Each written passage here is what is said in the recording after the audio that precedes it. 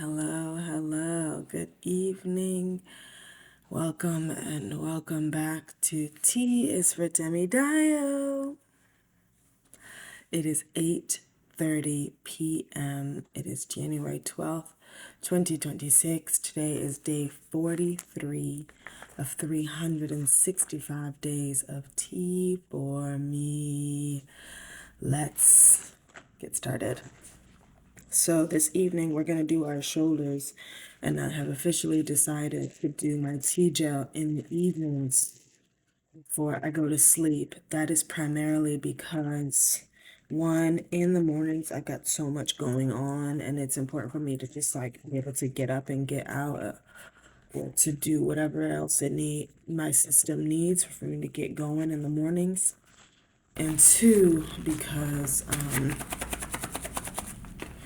where I'm staying right now, there's like some sort of steam room situation, some sort of sauna situation.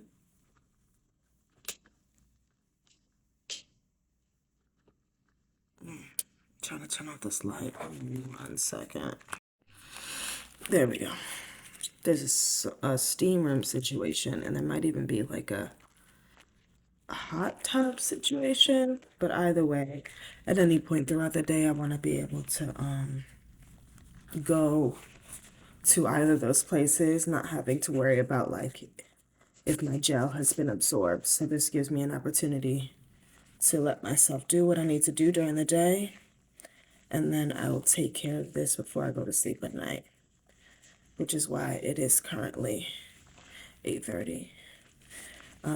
And my voice sounds like this very just woke up because I did in fact just wake up. So I came home from work. Oh no, it's like pilling. Ooh, okay, so I might need to be more gentle, especially because these gloves have like little, they're like texture on them. As you can see, there's a little bit of texture. So it might make it easier for them to be pilling and stuff.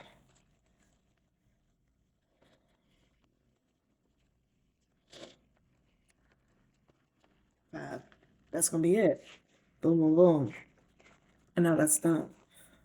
So yeah, I'm gonna be able to take advantage of whatever amenities I'd like throughout the day, knowing that I'll just do this, put on a garment to let them cover, and then go off to sleep. And that's it for today. Now, we can talk today a little bit specifically about two things. One, traveling with the gel and with whatever else. And then also that first day of school with a new cast, that first day at the office, that first moment when you start a new job and you have to come out to your cast all over again. Now it's interesting because I'll start with the second one first, which is the coming out to the cast and the crew and whoever. It is interesting in this particular situation because I have been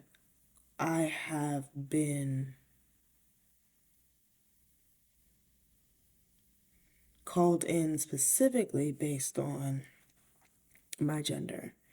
That is to say, like, the person that I'm reading for in the script is a trans man, is a black trans man. And so everybody in the room, having read the same script, already knows that more than likely the person coming in to play this part is a black trans man. So for me, I'm like, there's really no excuse for anyone to misgender me because it is explicitly written in the text. And I think because no, I'm not even going to think about how I look or present at all because it's irrelevant. In the script, it is called for a black trans man.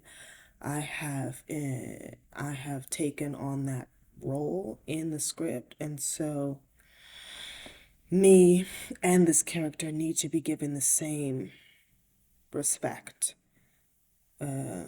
which is to say, get my pronouns correct.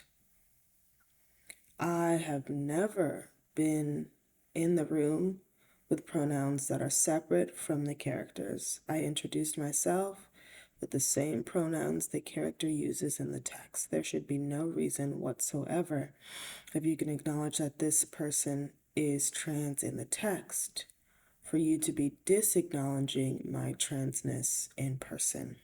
Full stop. And there were a couple of moments today, at least 3 that I can remember, where my castmates misgendered me. And it is incredibly frustrating because of everything I've just said. And also knowing like that there is no reason for that to be happening in the room, given everything I just said. So I'm probably going to talk to the director to just be like, I need the other folks in the room to be vigilant on my behalf. I know often folks are like, I don't know how to address that, making up some kind of whatever. But I'm like, you should already know what the circumstances coming in, and let me tell you to pull back on the hypervigilantism about making sure that people use the correct pronouns than to have to for me to have to ask you to step up to the plate. That just is what it is, dog. So that's going to be on something to do tomorrow, which is super fun. It's always fun to have to do this. No, it's not. It's actually really incredibly annoying. I'm just trying to be sarcastic, but I can't even. Like, it's literally so annoying because, again, there is no reason for it to be happening. There is no dissonance between the identity of the person that I am playing in the role and also me, and where we would differ in terms of that specific part of our identity. We don't differ. So get it together. The second thing, and I'll be briefer about this because it was inconsequential, which is kind of my favorite word right now. But traveling with the TGL through TSA, I checked a bag this time around because I knew it was going to be important for me to have a bunch of stuff with me. So I checked a bag. And I put the gel, which is big, like, right, it's, how many ounces are in here? This is 88 grams. Anybody got that off the top in terms of how many ounces that is? Me being, working on an ounce system. I don't know how many that is. But I think you're only allowed like 3.3 ounces or something like that. And clearly this is not 3 ounces. So I was like, let me just take this liquid gel in my check bag and then hope that my check bag does not get opened when it clears to go onto the plane. So there were a couple moments that I was like a little tight in the booty hole. The first one was like getting there and putting my bag through check-in because it was overweight, but that had less to do with the gel, more to do with the fact that I was packing for an apartment that had no spices, and also for the fact that it is winter and I needed a lot of layers. And then that was like the first time I was like tight in the booty hole. The second time was just going through TSA in general, because I tend to opt out of as many things as I can. I don't really need them taking my picture. I don't really need going through that scanning machine. So I tend to opt out of both. And it was funny because when I was opting out of going through the scanner and having them pat me down instead, which you can ask to have done, some people it's uncomfortable for, but to me, it's more uncomfortable for me to go through the scanning machine than to them have them just pat me down.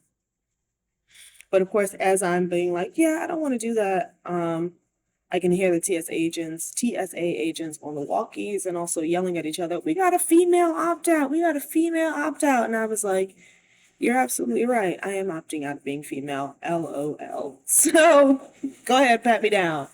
Um, and then I think the last time I was like really thinking about it and nervous specifically, because I thought about it when we were sitting on the plane, like I hope my luggage is under there, but that's just because in general, I wanted my luggage when I arrived. Um, and you hear the stories about, oh yeah, the luggage was on somebody else's flight, like crazy stuff. So I was like, okay, when we get to the conveyor for baggage claim, I'm like, I'm really hoping I see my bag. I'm really hoping I see my bag. Great, I see my bag. I pick it up, I take it with me, I get in the cab, I get to my location, and I'm like, I'm really hoping the zipper is in the same place that I left it. Cool, it is in the same place where I left it. And then unzipping and being like, I hope my tea gel is in the same place that I left it. And looking down and being like, it looks like my bag was untouched. I did a quick little check of this also while I was at baggage claim, just to make sure if there was a situation, I hadn't left the airport before it got resolved. And it looked very quickly like everything was fine. And so I was like, by the time I get home, I'll do obviously a more thorough examination to make sure everything is in its place. And it was. And I was like, we made it through. I don't know what would have been like if I was on taking just like a carry-on. I don't know. I know people have done it. I know it's a prescription and it has my name on it, so there should be no issue. I had a couple of other prescriptions that I was flying with, so that seemed to go through just fine. They understand people have to take medication. But I think specifically the fact that this was like a controlled substance that got me like a little scared. And I think we can talk more about what the difference is between like estrogen and progesterone and like those non-controlled substances and T-gel being a controlled substances and the sort of differentiation that comes with having that medication in another video. Yeah. So that brings us to the end of this video. Now, if you made it to the end of this video, thank you so much for watching. I cannot wait to continue to tell you more about this process that I'm doing at the Goodman, about this lovely apartment building, about whatever else comes to mind as we are embracing the new and the now and the next. LOL, that was a callback to something that was like a slogan at a performance venue that I was at like in 2015, maybe 2014, maybe 2013. I don't know. But anyway, yeah, I'm here to embrace the news. So that's what I'm trying to do. Anyway, I love you very much. And I will see you tomorrow for another episode of Tune In for Temidayo. Bye.